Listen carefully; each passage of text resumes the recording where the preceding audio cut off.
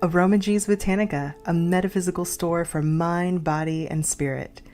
Oils, herbs, candles, crystals, teas, handmade soaps, tarot cards, everything you need on your magical journey.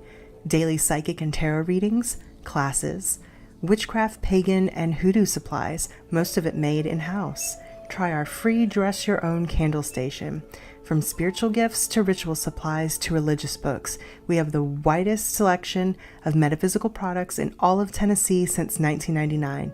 It is our goal to inspire everyone to explore their spirituality in their own way by offering information and products in a nurturing multicultural environment. Open 7 days a week. 223 Donaldson Pike, Nashville, Tennessee, or visit us online at aromagees.com.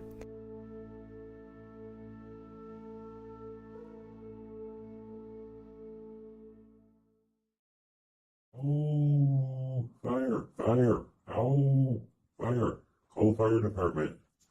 Oh, wait, never mind. Fluffy says that it's he's smudging the house.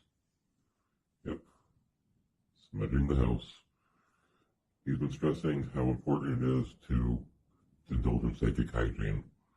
Yep, move that energy.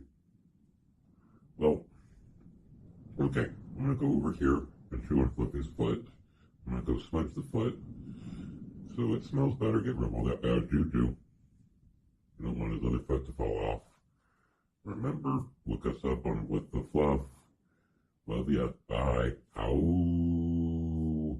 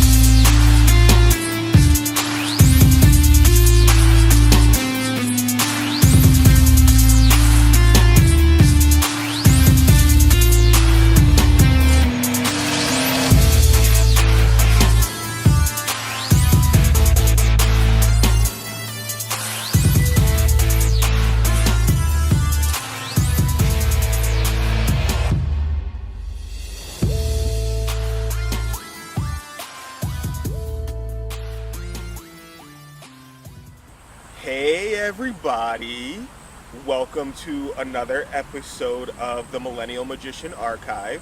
I am your host, Phoenix Coffin Williams, and today I'm coming to you from the beautiful Forest Lawn Cemetery here in Buffalo, New York.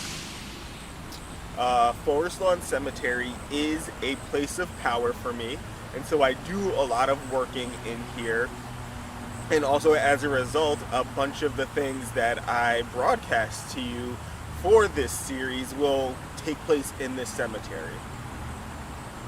Forest Lawn Cemetery is located in Buffalo, New York, which is in Erie County, and it houses a great deal of famous spirits, people who have done great things with their lives. Right now, at the time of filming, it is September 6th, 2022. which means we are gradually moving along in the wheel of the year towards Mabon and towards Samhain after that.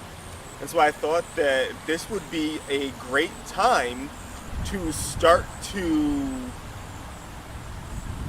do some work and do some teaching and do some exploration about spirits, and particular spirits of the dead. So this episode is specifically about working in the graveyard. When it comes to working in the graveyard, there are some things that need to be considered so that it can be done effectively and safely, depending on your spiritual orientation. So first and foremost, it's important to understand, it's important to recognize, and it's important to acknowledge the role of the cemetery in the work of a successful witch, of an effective witch.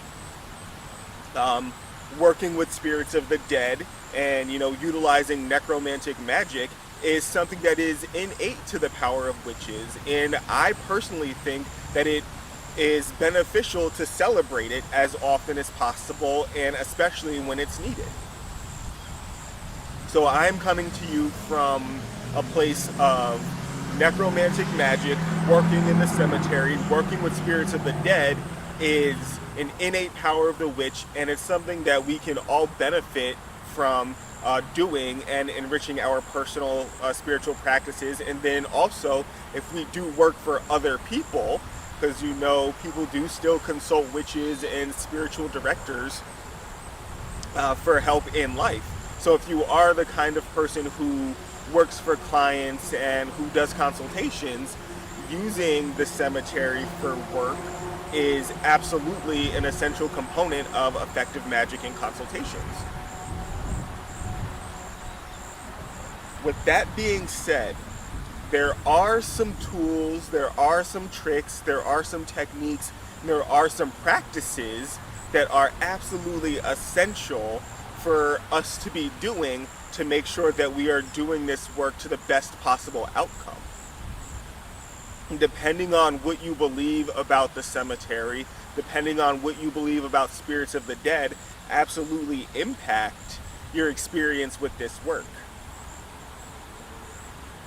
So, first and foremost, one of the things that I want to go over is the proper way to enter a cemetery when you are engaging in necromantic magics. So this could be collecting graveyard dirt. This could be honoring a specific spirit or ancestor. This could be doing any kind of magic or spell casting that has to happen in the gates of the cemetery. Right? There are ways to enter the cemetery to make sure that you get off on the correct foot.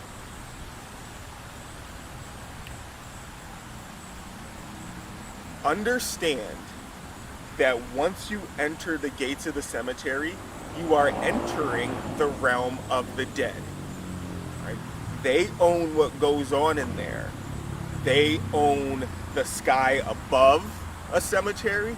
They own the dirt that they are buried in. If there's some water that passes through the cemetery, that is theirs. And so you want to make sure that you are entering with the appropriate level of respect, with the appropriate level of reverence. Also, if you have relatives in the cemetery, all the better. So rely on your ancestors to help with the protection, to help with the energetic attunements, and to help with the directions that are needed to do successful graveyard work. And once you get good at it, once you get comfortable with it, once you come to recognize how you feel when you feel on and how you feel when you feel off when you're doing graveyard work, then it is a good time to explore into other cemeteries where you might not have relatives. So definitely start with your ancestors first. Definitely start with honoring them. Definitely start with paying offerings to them. Definitely, consider saying thank you to them at your meals when you're not doing graveyard work. All that kind of thing. Really get them in your life and get them on your side, especially as you move forward with this work. 2, approach even the outermost gate of the cemetery with reverence and with respect. Acknowledge the gatekeeper of the cemetery. Pay an offering to the gatekeeper of the cemetery. Ask their permission and get them on your side before you enter to do your work. So that's going to be the first thing that I demonstrate to y'all. When it comes to taking your first steps into the graveyard, into the cemetery, to do any kind of magic or working whatsoever, like I said, the first thing that you want to do is make sure that you get the gatekeeper on your side. You can do this a bunch of ways. The way that I do it comes from the African American hoodoo and conjure perspective. And you make offerings of coin, you make offerings of rum, you make offerings of tobacco to the gatekeeper, you knock on the gate a few times, and you do your thing. So what I'm going to be doing is I'm going to be offering some coins, and I'm actually going to be offering some sprays of Florida water. And in this case, odd numbers are the way to go. So I'm going to be offering 3 pennies, 3 nickels, and 3 dimes. I'm going to be offering 3 sprays of Florida water. And I'm also going to knock on the gate 3 times.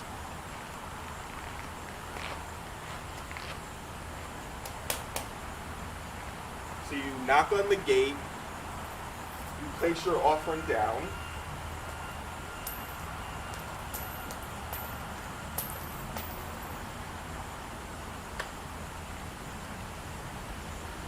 Spray the Florida water.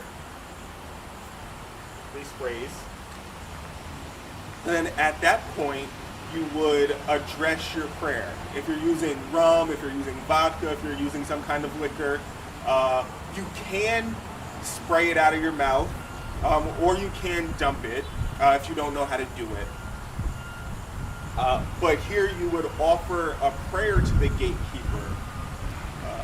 I do call on you, O gatekeeper of the cemetery, guardian of this threshold. I call upon you to descend upon me and be my guide. I ask for your permission, I ask for your blessing to enter this place and to do my sacred working. Please accept the offerings that I make here unto you for the success of my work and to uphold the sanctity of our relationship. I do pray this earnestly from my heart, so mote it be. And then you wait for that feeling to fall upon you. You wait for that message to come to you about whether or not it is appropriate for you to enter and do your work at this time. If it's affirmative, you go ahead in and do what you gotta do. If it's not affirmative, you pack up and you come back later. You of course leave the offering. You don't take your rum back, you don't take your tobacco back, you don't take your coins back. You leave them there. Thank you for the consideration, and then you come back another day. The reason why it's important to listen for this message or wait for the affirmation is because perhaps your ancestors aren't fully in line with what's going on, and you might need to tweak either your spell work, you might need to tweak your intention, you might need to pay better attention to your life circumstances before you do this work. Perhaps there is something energetically that's happening inside the cemetery, and it's not appropriate for you at this time, for your own safety or for your own perspective, for you to be doing what you're doing. Perhaps the gatekeeper is not in the mood to entertain any human workers at the moment because there's some other spiritual stuff going on. Whatever, a lot of the times it is up to your perspective to why you might interpret the no or how you might interpret the no or the yes. So for example, if you believe that it's possible for the guardian to be busy with other things, then that might be a reason for a no. If you believe that the guardian ultimately has say over what happens in the cemetery and is for whatever reason calling you to wait because you need to learn patience as your own spirit lesson, then that might be the case. If you believe that your ancestors are your spiritual gatekeepers and it's their job to keep unhelpful things out or unwanted things out and away from you, then that might be a reason that you perceive a no. So all those things come into play at this moment, but it is absolutely important to respect if you get a no, wait, come back later, maybe do some divination about what needs to happen in order for you to get a yes, and come back at a different time. However, if the answer is yes, it's yes, and you proceed. You do what you gotta do. Once you have successfully gained entrance into the cemetery, once you have successfully gotten the gatekeeper, the guardian at the gate, the watcher at the gate, however your tradition refers to the one who keeps, the cemetery gates intact, and reinforces those boundaries that separate, the realm of the dead and the realm of the living. Once you have gotten their blessing, once you have secured, them being on your side, it's important to spend a decent amount of time in the cemetery before you even start doing your work. So this could be a several week, a several month, a several day process. Don't rush it. But it's important to spend some time walking through the cemetery, taking a look at, some of the symbols that are engraved onto the headstones, taking a look at some of the historical monuments that might be inside the cemetery, taking a look at the way that, the people choose to recognize and remember the folks who were buried here.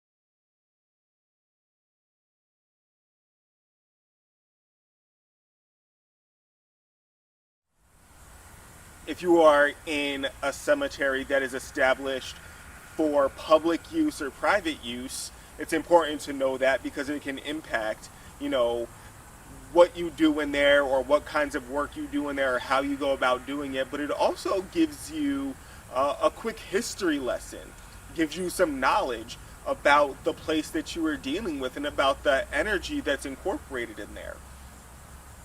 Go to some of the oldest parts of the cemetery and take a look at some of the dates. Cemeteries that have been established for public use might also bear the same date or be established somewhere near the time that the city that you are in or the village that you are in was established in. And knowing about some of the history that was going on, some of the stuff that the area was going through when the cemetery was established will be helpful for you to know. And it'll help you calibrate how you use the place of power. It'll help you calibrate how you use your graveyard dirt. It'll help you calibrate maybe what kinds of pacts you make with the spirits, or it might help you calibrate what you hire a specific spirit to do. So spend some time walking in between the gravestones, spend some time walking through some of the paths that are there, spend some time, maybe do some yoga in the cemetery. I definitely enjoy doing that. If you are more fitness oriented, maybe go for a jog through the cemetery. Maybe spend some time meditating in the cemetery. Get to know the lay of the land.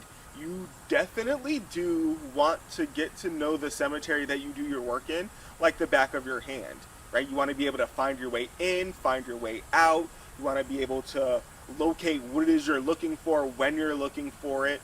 So you come in for a work that you're going to do. You want to be able to know ahead of time where you're going to go to do it.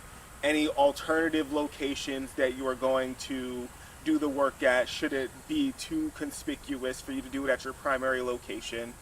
You are going to want to know where it is in the cemetery you can get some of the stuff that you might need on that front. Also, do some research about some of the more notable people who are in the cemetery. For example, you might find that some of the people buried in the cemetery have the same names as some of the streets in the town that you're in. They might have the same name as some of the major businesses that are, are prominent in the town that you are in. You might find that there are monuments in your city that are erected to important historical figures, and you might find that their headstones are also in this city. So get to know that intimate connection between the people who are buried here, the stuff that people use to remember them, some of the symbols that are carved or etched into the stone. Get to know that. Knowledge is power too, remember that. So keep that in mind as you enter to do the working and as you continue on to find some optimal spots to set up shop, so to speak. Additionally, keep a lookout for some structures or some headstones that can serve multiple purposes. So as you are getting to know your cemetery, as you are getting to know the place of power, hopefully this is a place where your ancestors are buried, so you go there frequently, to remember them and to honor them and to draw up strength from them. But think about, maybe you come across an arch. Oh, it's a bee! You come across an arch. Consider what an arch might be useful for in magic. Maybe you want to enchant the stone, smoke it out with some incense, get some holy water on it, and you want to use that to help with some rituals of renewal, or you want to use that as a kind of gate between this world and another world, and you want to empower it in that place. What would you use an arch for? Or specifically, an arch that is in a cemetery. Get critical, get creative, get empowered.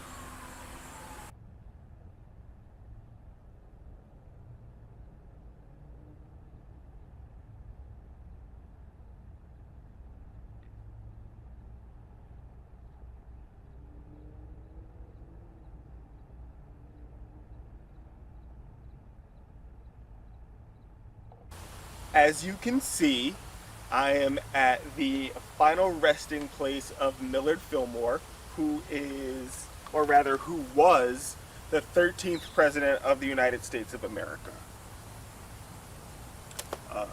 As a witch, as a priest, as someone who works, inside the tradition of conjure, and as someone who is also a social justice warrior, I am extremely fortunate to live so close to the grave of a United States president. As I was saying, it is extremely important to know a little bit about the person that you are going to be trafficking with when you do your work.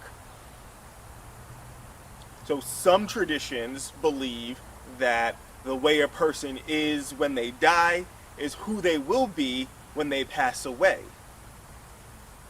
unless they have received some work done by those that they have left behind. So for example, some traditions believe that when you do certain kinds of work towards your deceased relatives, you can work to elevate them. You can work to help get them enlightenment. You can work to help them attract a spirit guide that will help them while they are in the spirit world, who can give them more access to power, who can lift them up higher towards the light of God.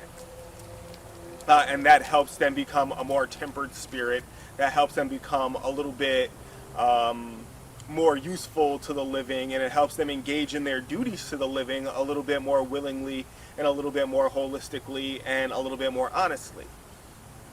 So there's the belief that, spirits still maintain a personality or some form or semblance of an ego when they cross over.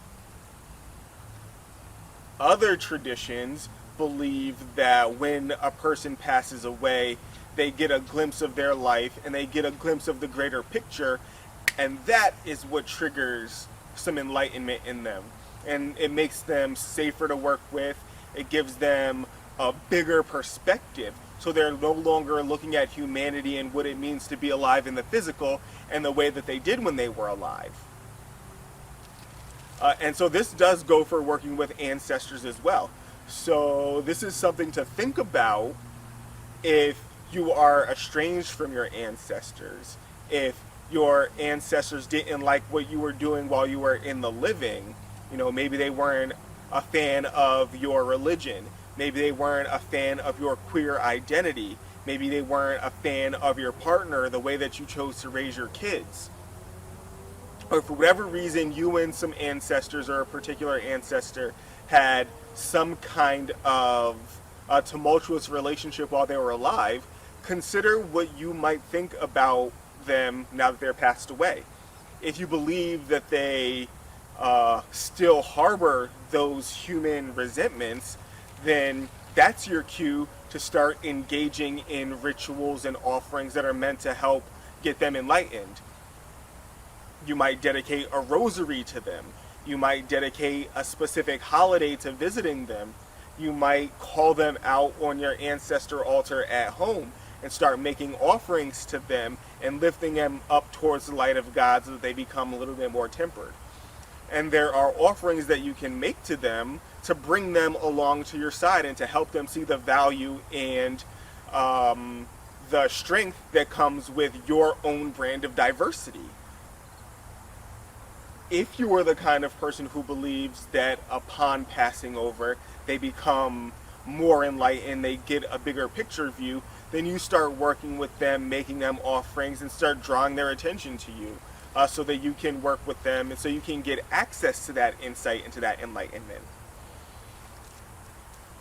All of this starts happening before you seek to hire a spirit and before you seek to, take anything or request anything from them. So getting to know them, if they are not your direct ancestor, I definitely recommend choosing a public figure and, starting to get to know what they were known for in the living. It's a lot easier to do that with a public figure than it is a random obscure name that is somewhere in the cemetery. We can read about Millard Fillmore. We can read about Lucille Ball. We can read about Tom Sawyer. And we can, learn about what this dude's politics were, right? We can maybe find out that he was a Republican or a conservative, 13th president of the United States. What was going on in 1874 when he died? What was going on during his pregnancy? What are some of the legislation that he vetoed? What are some of the legislation that he very quickly signed into action? 13 is pretty early on in the grand scheme of the presidency. So what did he stand for? As an African American worker, as an African American witch, and as a social justice person, I would immediately start making offerings to get him enlightened, to kind of remove some of that racism that is inherent in white people from around that time, to start to, make sure that the working that I'm doing doesn't have any repercussions. That's how I would immediately approach. Offerings of tobacco, offerings of rum, offerings of incense, offerings of coffee, offerings of rice, offerings of beans, offerings of flowers are all things that I would bring to this place.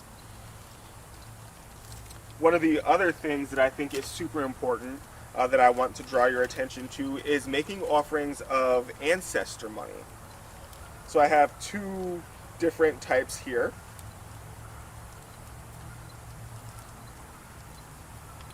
Ancestor money is money that you give to your ancestors. It's a spiritual concept, and one of the other names that you can find ancestor money under are called hell notes.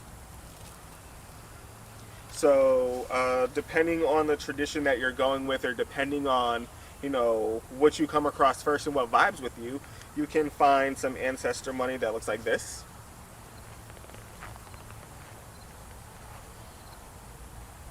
You can find some ancestor money that looks like this. And so one of the ways that you can use this money is you can write your petition, write a prayer for Thanksgiving, or what have you, write it on the back of this, set it on fire, and you can burn it at your ancestor altar. You can burn it at the headstone of, or the tombstone of the ancestor that you plan on working with, as a way of kind of jump-starting the payment of what you're asking for. Burn one of these off. Consider that it gives them energy to do what it is that you're asking. It's kind of like an incentive, so incentivizing your request. But we're definitely burning ancestor money, for our ancestors who are directly related to us, who are our spiritual ancestors, and then also to any elevated ancestors that we are working with. And so whether we like it or not, here in the United States, the legacy of the presidents, they represent elevated ancestors. They are known for some remarkable things that they've done during life, and in death we still know their names, we still know what they stand for, and so we can invoke that power for our work.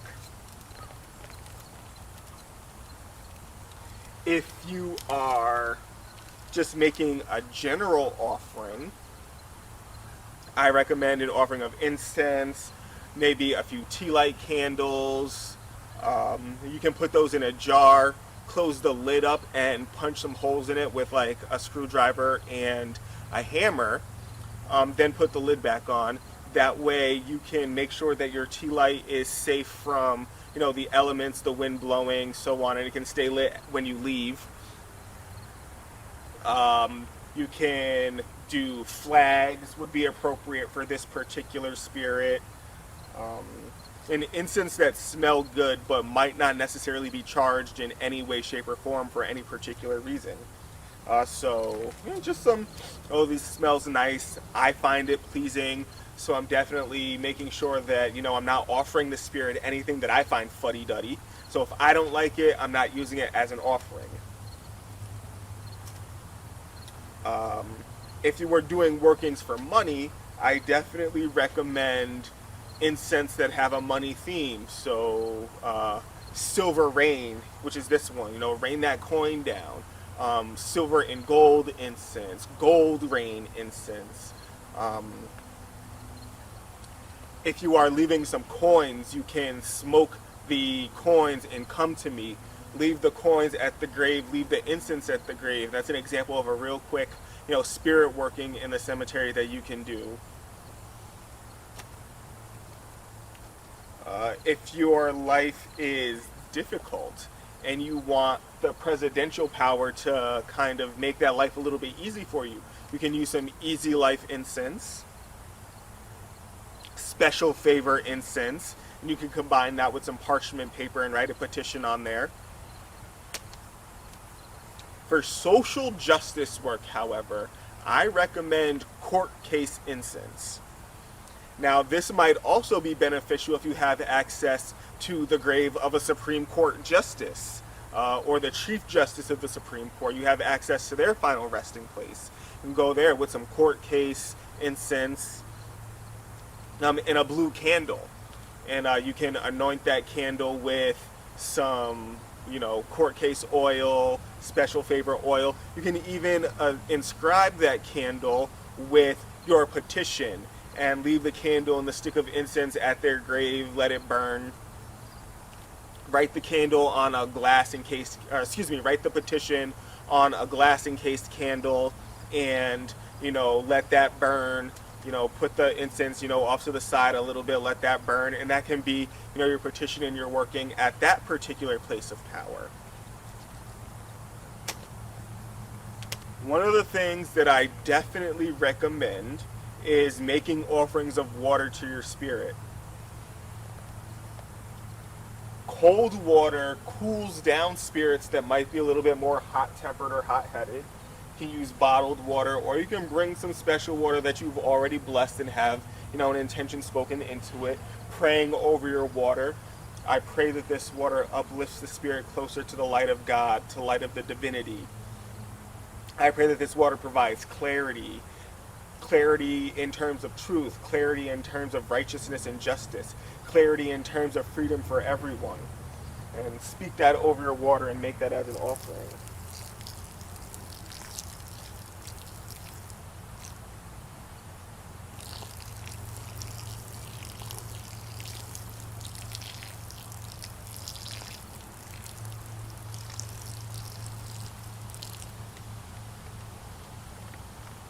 One of the reasons why I do recommend pouring the whole bottle or the whole jar out is because now this becomes a receptacle for the graveyard dirt that you do collect. Put it back in there, carry in, carry out, so you're not adding any litter or any non-essential, sediments here to this place. You're leaving it as undisturbed as possible. Why would you collect graveyard dirt? Great question. Graveyard dirt can be used in many different kinds of workings. They can be used in love spells, money spells, court case spells, justice spells, prosperity, abundance, protection. You name it, you can use graveyard dirt as an ingredient. You can also use it for some ill will kind of things if you know you know. The cemetery is a place where you can come to, put to rest some qualities that maybe you want to be rid of your body, and then you can also use it to harm others if you know you know. The process for harvesting graveyard dirt. 1, you want to have an item to dig with, a spoon, an athame, a garden trowel. Any of those things works. You smoke that thing in your special incense to kind of sanctify. You hit it with some holy water that you've made under the full moon or that you've gathered from your churches or what have you. Hit that thing with your holy water, make it sanctified. You come up to your spirit. You make your offerings first. Maybe you make an offering of some coffee. You maybe take a handful of coffee that's already ground and you sprinkle it onto, the spot. You make your offering of some rum. Maybe you pour the rum, or you pour the vodka, or you pour the tequila based on, if the spirit is known for a specific kind of liquor, by all means use that. But you make your offering of liquor to the spirit. You pour it out. Pour it on the dirt around the grave. Don't necessarily pour anything onto the actual tombstone. The only exception I say might be water, but even then, it's not necessary. Pour it around the tombstone, pour it around the headstone. You don't necessarily have to put it directly on here. But make your offerings, say your prayers to your ancestors, say your prayer to the spirit that you are trying to work with. If it's in your repertoire, cast a circle to contain any of the energies that you are raising. If you are not particularly good at listening for or feeling for or sensing the message of spirit in your body, you can always flip a coin 3 times. Get all 3 heads, that's a yes. Get all 3 tails, that's a no. Get 2 heads and a tail, that's a yes, but pay attention, move cautiously, move intentionally. Get 2 tails and a head. The answer is no for right now, come back at a better time, or something like that. You can also use your pendulum, and however your pendulum is calibrated, counterclockwise for no, clockwise for yes, and you spin that, let that thing spin while you're here, and let that be, a more tangible determinant about whether or not you are meant to proceed. Once you make your offering, once you say your prayers, sit in meditation for a second. Take a look around you for any signs or omens that might be present. So bees might be a thing.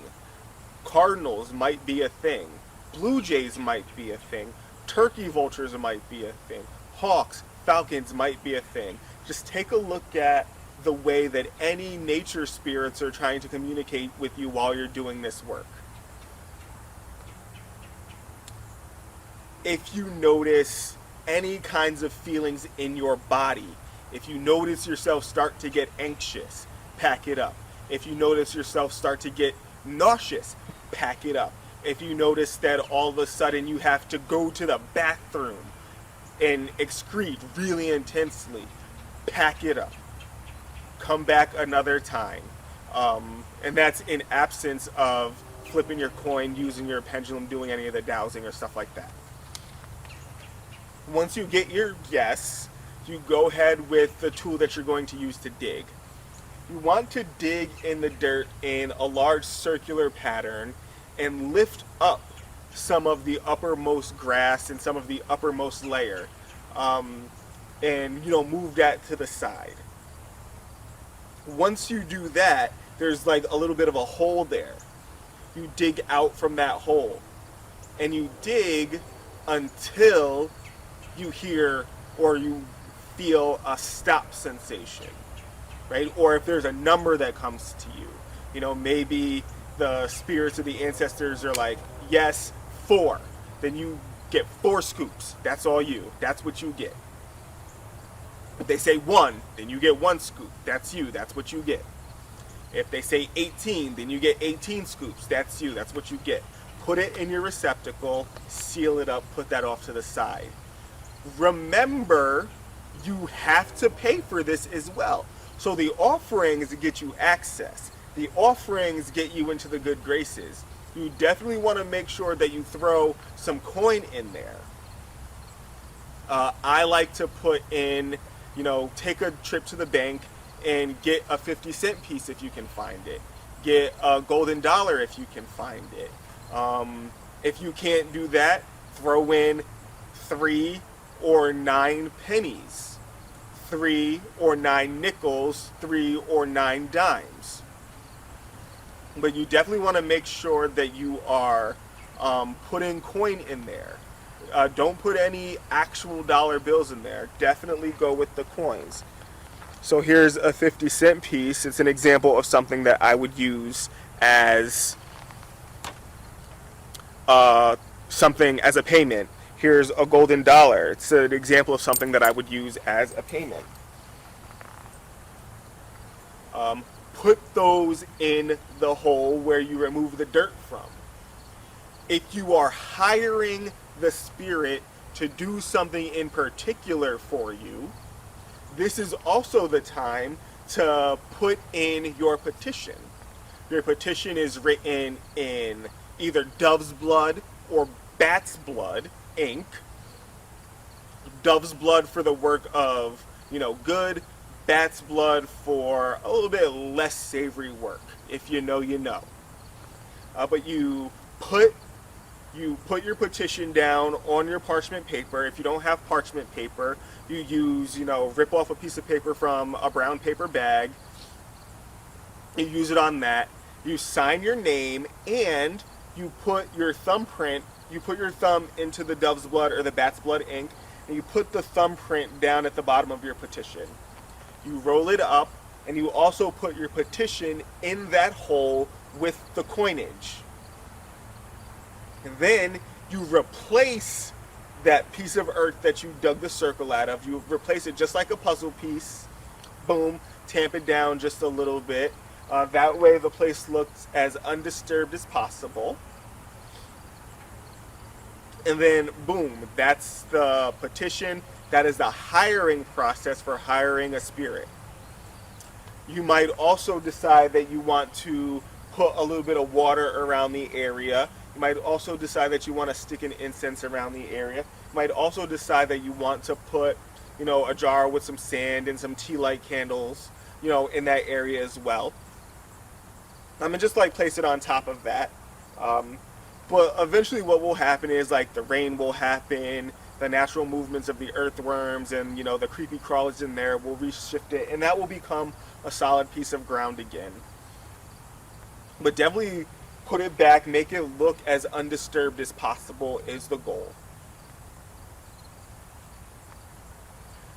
Just also remember that just because you have come to remove some graveyard dirt and pray for some graveyard dirt doesn't mean you have to hire the spirit to do something for you. The graveyard dirt can, go back to your home and you can put it on your ancestor altar. If it's the grave of a relative that's in your direct bloodline or your spiritual lineage, you can take that home and you can put it, on your ancestor altar right next to a picture of them. And you have that, more tangible kind of thing. You can put that in a spiritual powder. For example, if you want to grab on to a special opportunity, which is also something that I would come to Millard Fillmore for, right? Like, he had one of the best opportunities in the land. He got to be the president of the United States. So if I wanted to maybe grab onto some opportunity, maybe I'll do an opportunity knocks kind of work, and I'll use his graveyard dirt in a powder or into a formula that includes some five-finger grass to grab some opportunities. Maybe I'll add it to a crown of success oil, in which case I might also add some five-finger grass, a few small pieces of iron pyrite, or I might add some lodestone to it to like really kind of attract those things that I'm looking for. So graveyard dirt in and of itself is an ingredient in spells.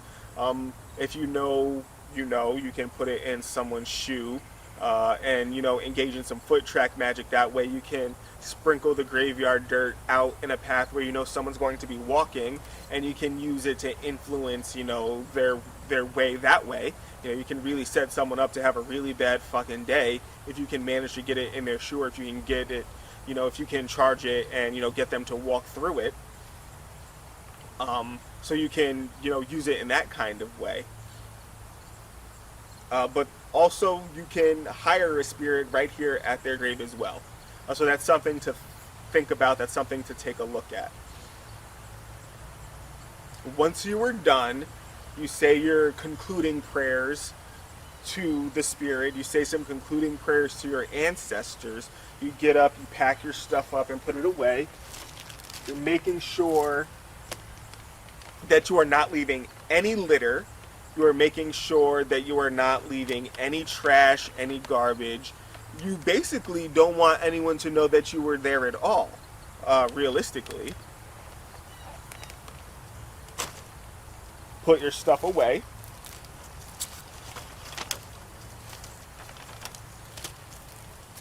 I'd just leave an incense here while I'm at it, because I do frequent this particular headstone.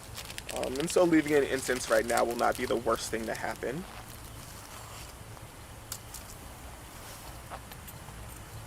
See if I actually have a lighter on me. Might not be getting an incense if I don't have a lighter.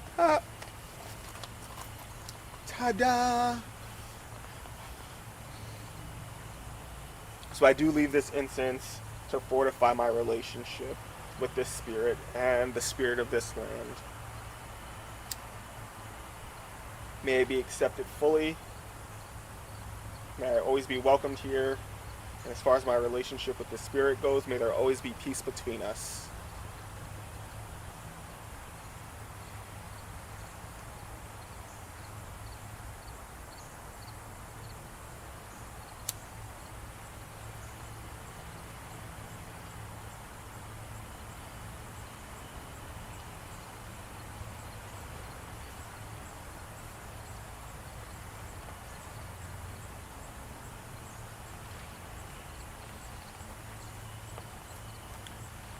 Before I forget, other things that you can do, like in the case of Millard Fillmore, there are relatives that are buried around them.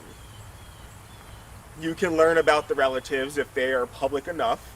But you can also make offerings to the spirits that surround them as a way of gaining favor as well. So if their children are buried here, or if in the unfortunate event that, someone here has a child that has passed away, like they were just like a babe, you can leave little toys, little treats with birthday candles in them at the grave as well, to kind of gain the favor of the spirits that surround them and fortifying the relationship that way. Once you are ready to go, you take up your stuff, you put them away, you take up your circle if you have cast it as well, keeping in mind that the way that you enter a cemetery is just as important as the way that you leave. So there are some things that you want to make sure you do in order to make sure that, any lingering spirits in the cemetery don't hitchhike onto you. You want to make sure that some cemetery spirits aren't looking for a way out. They hop onto your aura, they hop onto you, they jump onto your back, is, something that has been said in my household. They hop onto your back, hitchhike out, and, they get past, the gatekeeper because they're riding on you, and now they're out and free to do whatever it is they might be wanting to do. If you don't believe that that's a thing, perhaps it's not something that you have to worry about. However, it is important to make sure that your aura, your energy, and that your person is right when you are exiting the cemetery. So one of the things that you want to do after you dismiss your spirits,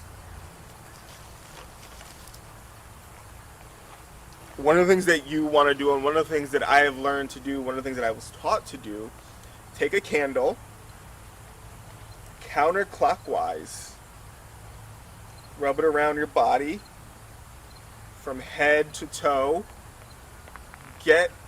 energetically pull the stuff off of you, the back of you, pass it under your feet, underarms, overarms, pass it around you, and, visually, you are just visualizing any gunk that might be on you, any energy signatures that aren't the best for you. You're visualizing them attaching to the candle. You can, if you so choose, spray the candle with Florida water first. You definitely want to spray yourself with Florida water as a way of cleansing yourself as well.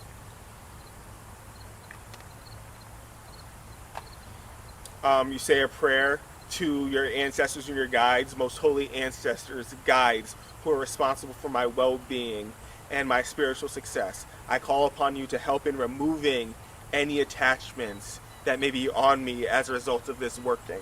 I call upon you to remove any attachments that might be onto me, that might be stuck to me, that might be clinging to me as a result of this working.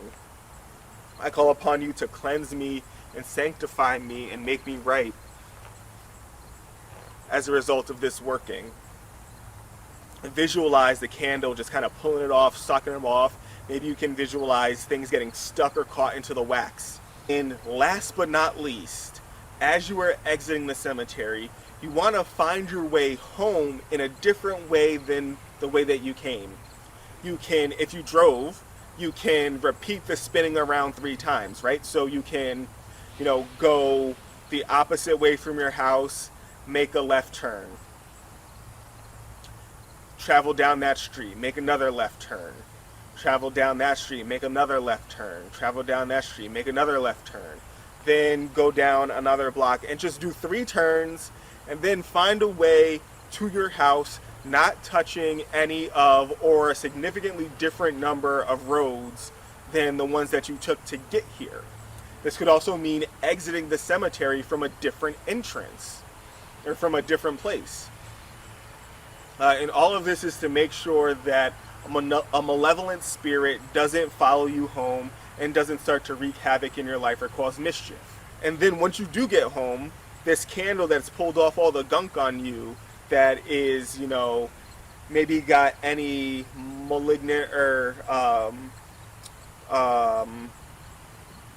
less than, happy spirits attached to it, you go home and you just let that burn all the way down, and just let the fire consume that energy so you have less to worry about. Of course, put the faith in your gods, your guides, and your ancestors to keep you safe and protected.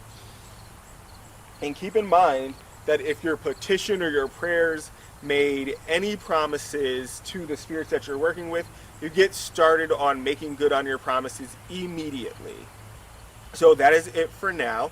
Thank you for tuning in to this episode of the Millennial Magician Archives.